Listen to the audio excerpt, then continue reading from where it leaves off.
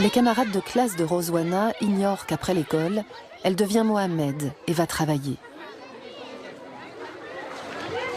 Ce n'est pas bien de faire travailler un enfant. Il doit vivre avec ceux de son âge. Pourquoi ferait-on travailler un enfant? Peut-être parce qu'on y est obligé, qu'est-ce que tu en penses? Pourquoi ça?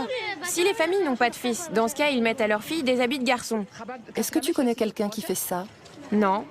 Ah si, des voisins.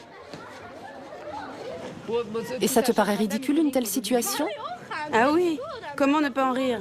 Elle porte des noms de filles mais des vêtements de garçons. C'est bizarre. Et c'est contraire à la loi. On n'a pas le droit de le faire. C'est contre la loi.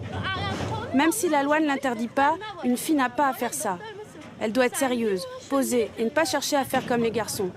Ce n'est pas que les garçons soient mauvais, ils sont gentils. Mais cela fait du tort aussi bien aux garçons qu'aux filles.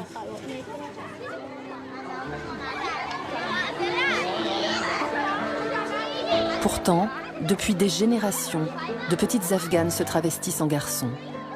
Personne ne connaît l'origine de cette tradition, ni ne peut avancer de chiffres.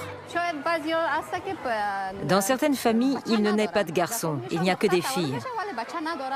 Ils pensent qu'en habillant une fille en garçon, ils vont forcer le destin et que la Providence leur donnera un fils.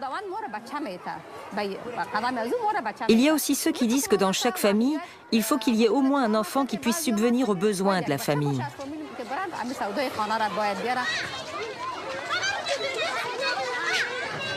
Rozwana garde sa vie de Batchapouche secrète, ce qui l'isole.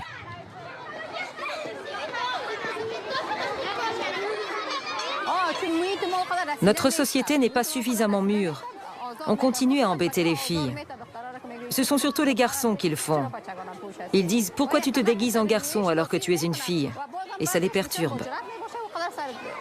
Cependant, il y en a qui sont très courageuses et que ça ne dérange pas trop. Il y a des pressions sur les Batchapouches pour les empêcher de s'habiller ainsi.